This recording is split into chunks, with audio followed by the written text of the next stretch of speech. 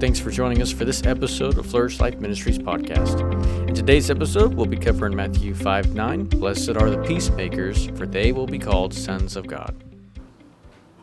Hey friends. Hi. Welcome to part 7 of our Beatitudes. Mm-hmm. And we hope that you've been enjoying this. We really appreciate all the comments, all the likes, all the shares, and just hearing your feedback. What do you think of it, and how it's been ministering to you? Helps us know that we're doing the right thing and pushing forward. So be sure and help us spread the message and get people involved in our study. What a beautiful way to help others flourish, just inviting them into things like this where we get to go over the Word of God and see what God has for us. So Matthew chapter 5. Verse 9 says, Blessed are the peacemakers, for they shall be called sons of God. All right, we got two words or two things there. Identities. Peace makers. And then sons of God. It's very interesting. Now, we want to kind of break that down. Blessed are the peacemakers. What does that mean? People who make peace. Okay. They don't keep it, they make it. No, I think when we usually think of this, we think of keeping peace, like not stirring up trouble, avoiding conflict. Those are peacekeepers. You're trying to not ruffle the situation, keep the status quo.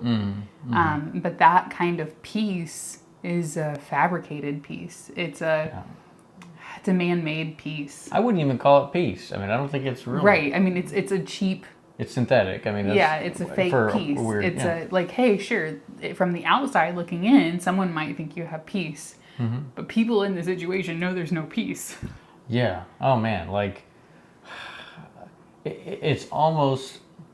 There's 1,000 different ways you can look at it, but we can tell. We go to different churches and talk, and you can tell whenever there's a peace, a true peace in the church, and that comes whenever there's people who truly love each other and have chosen not to take offense, and then there's no bitter roots. I mean, that's a big point of it. Right. But I've walked into churches too where everybody has the fake smile, or businesses, or whatever.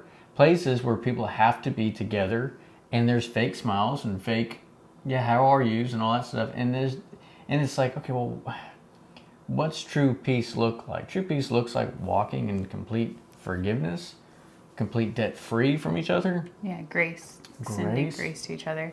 And I mean, that's hard for a lot of people. And I know that there's families. You got families members who will say, we're just trying to keep the peace. We're trying not to, ruffle feathers or whatnot. And that's what it is it's let's hang on to what we're comfortable with rather than addressing the issue. Right. Peacemaking is not devoid of tension. There is tension and there is ick on the process of peacemaking. Right. It ends in peace. But you're going to start with tension and yuck. Yeah. I mean, Izzy and I, we had a argument yesterday, and he asked me, he said, well, are you going to be a peacekeeper or are you going to be a peacemaker and talk about it? And it was not nice. I'm still alive. Still alive. Because he was right. And so I needed... I'm glad that it's recorded. Shut up. And we needed to talk about the issue, but it was uncomfortable. I didn't want to talk about it. And so there was tension. We both were not happy with the situation. And then we worked through it and we got to peace at the other end of it. And so don't think that peacemaking is devoid of confrontation.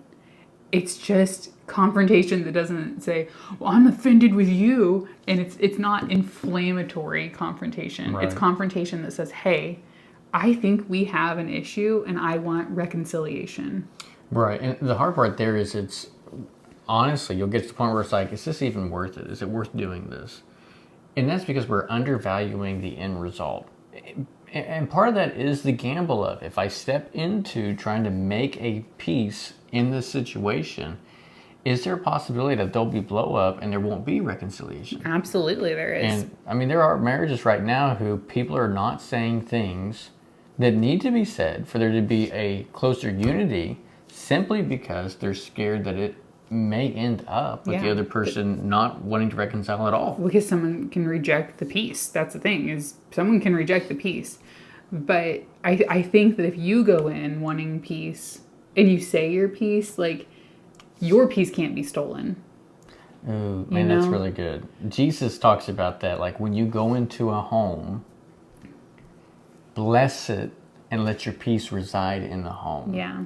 But if they reject you, if they run you out, Take then your peace your back. peace with you. Yeah, and go. Peacemakers get to hang on to peace. We do. If you don't exercise your God-given right to give peace and to make peace, then you start living in the place of like, well, we don't want to make them mad. We just want Right. And so we think that from the outside it looks like a peaceful situation, but both people are just in inner turmoil, pretending that there's no problem. Yeah, on the inside, you're dying. Can I read that verse from Hebrews? You should.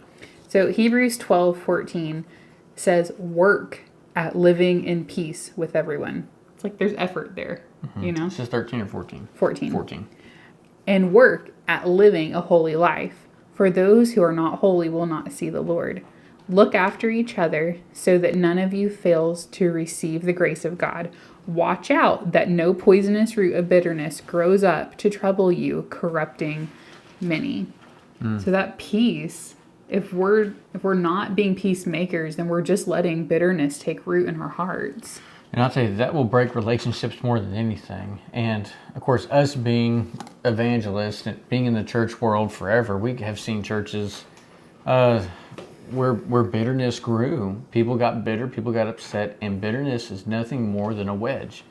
And sadly, it's a wedge that can be dispersed amongst other members, amongst other people. And we see this in families too, where one person says, well, I'm mad about X, Y, Z, and they start driving a wedge, and they start making things happen the way they want it to happen. Right. And that's a heartbreaking thing, because what it does is you're not making peace, obviously. Instead, what you're trying to do is make your own little kingdom. Right. And the thing is, when you're going into a peacemaking situation, you're not going in it to be the one that's right. Mm-hmm. You're not going in it to be the one that gets your way. Mm-hmm. You're going in and you're saying, what is the truth of this situation? Yeah. And how can peace come about? And there has to be like a both. There's give and take in that. Right. Well, peace is not about me getting my way. And it's not about me surrendering so you get your way. Right. It's about both of us coming together and saying, let's get on the same page about this. Right. Let's get back to a place where there's unity. Because whenever I feel respected and loved, and you feel respected and loved, we win. Right. And that should be, that's any relationship you have. There should be respect and love in it. Now, there's going to be times where one person feels like they're not getting a fair deal, but out of respect and love, they say, I'm willing to go down this road with you. Right. Because I want to see, I'd rather us have unity than for us, because that's another thing. Being in agreement is not the same as being in unity. Right. Like, look, and I have to be careful about that, because there is an agreement that we're moving forward. I get that. But this thing of me 100% backing everything you say is not unity. Okay? That's not what unity is. Unity is saying that we love each other so much that even if I'm doubting what you've got going on, even if I don't understand it all the way, I'm going to say, I'm willing to go with you on this, because I'd rather walk side by side than critically behind you, wringing my hands, waiting for the opportunity for you to trip so I can say, ha, your fault. Yeah, side by side towards the same goal. Yeah. And so peacemakers are going to do that. Peacemakers are saying, I'm not looking to be right, and I'm not looking to get my way. To be right, to get my way, to make you less than. Mm-hmm. What I'm looking for is someone to team up with, and if we're at odds, I can say, well, let's get to the bottom of this. Because I believe that whenever iron sharpens iron, we both get more sharp. Mm-hmm. And it's that thing of anybody who believes that they are self-sufficient in their own walk with Christ is missing it. Yeah. Anybody who believes that keeping the peace, because how many of us want to do this? Let me get a house up in the hills. Right, you'll just avoid people, solitude. and I'll just be a little hermit, and I won't talk to anybody. Yeah. Because if I don't talk to anybody, nobody can be offended. Yeah. Because I'm one of those people. I'll go from 0 to 100 real quick when it comes to people and offended.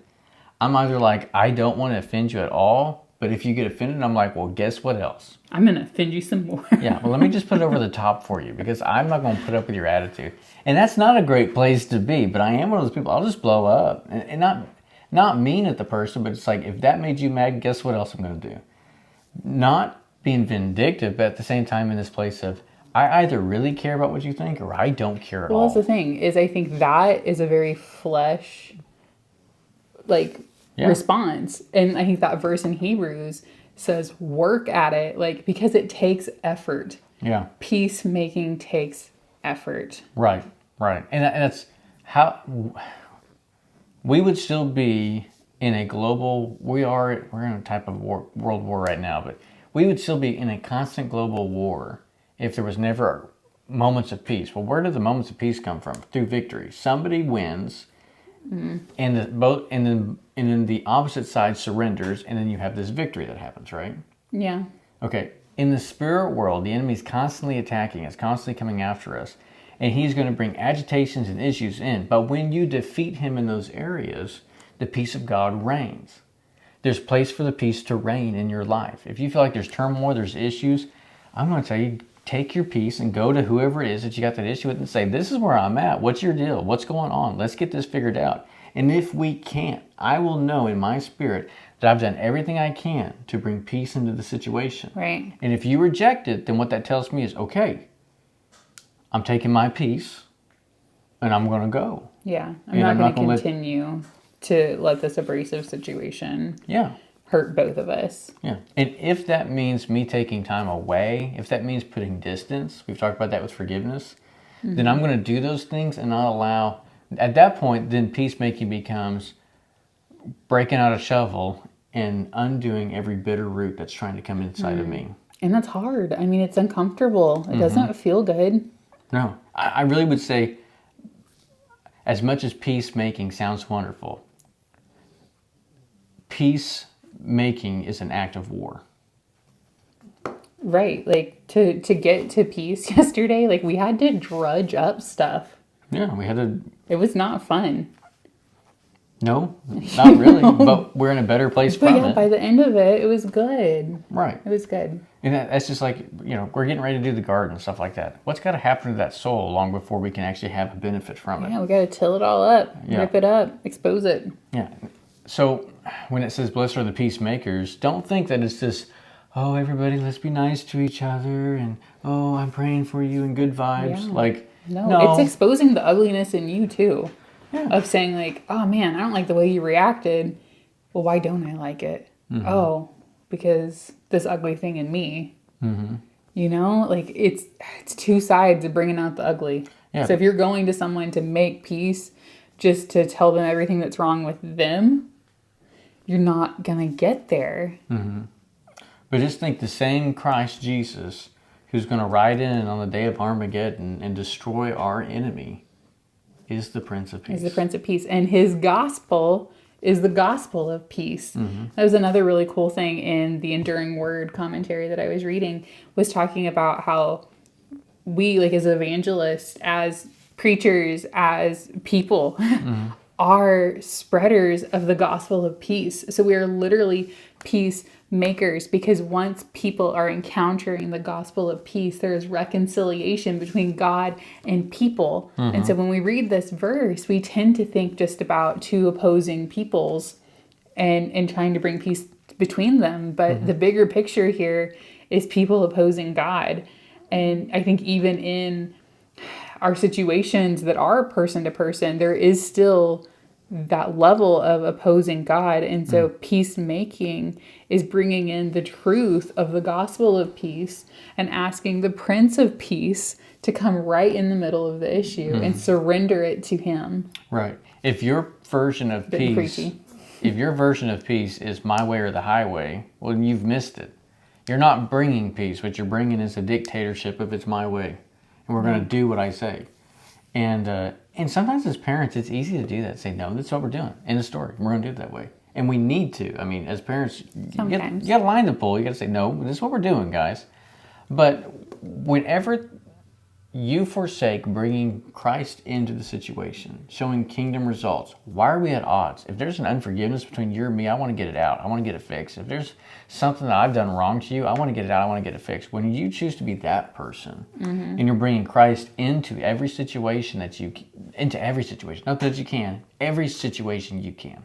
So bring him into that situation and say, this is what we're going to do to move forward into peace. And give those people the opportunity. Give that individual the opportunity to come into peace with you. And if they don't, do not allow bitter roots. Let peace reign in you. Let peace reign upon your bodies. Let yourself take your peace and go on, and always keeping a place of love, compassion, and care, and the opportunity for peace to continue on in that individual. Yeah. Or in your relationship. Anyways, blessed are the peacemakers, for they are sons of God. And I think that shows us that we're not alone in this. Like, we are sons of God, meaning there are a lot of us, and all of us who choose to be like Christ, to bring the peace. We're together in this. So I know it can feel really alone, but we're all sons of God. Yeah. We're working together. Yeah. I'll remind you of this last verse. Jesus says, in this world you will have trouble, but take heart. Take heart, I've overcome the world. Another one of those is that he's leaving us his peace. But take heart, I leave you my peace. Yeah. And just to reinstate, once again, this is not a peace you're conjuring up out of yourself. Yeah. It's not a peace you're formatting under your own ideas and theologies. It's a peace that you're saying, Christ gave it unto me, I'll give it unto you. It's not people-made, it's God-given. So be a peacemaker. Use what God has given you to do it. Because when you do that, when you choose to bring peace everywhere you go, you're living in your true identity. That is a child of the Most High God. Yep. Well, 16 minutes. You didn't help very much on this one. Sorry. I think mine was 17 minutes. So, anyways. It's a good time to say bye before we get to 17. Okay, guys, thank you so much for joining us again. Join us again Sunday for part I think it's our last one, right? 8 of the Beatitudes. Yep. And we just appreciate you being with us. Love you all. See you soon. Bye, guys.